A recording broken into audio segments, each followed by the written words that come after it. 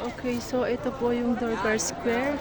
Isa sa historical place ng Kathmandu na dinadayo talaga ng mga turista. Pero wala akong masyadong nakitang puti. Mga Chinese lang.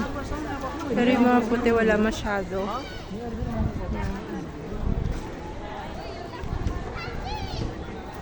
Ito ay daan-daan taon na preserve nila. Pala yung nakita kong turista. Pala.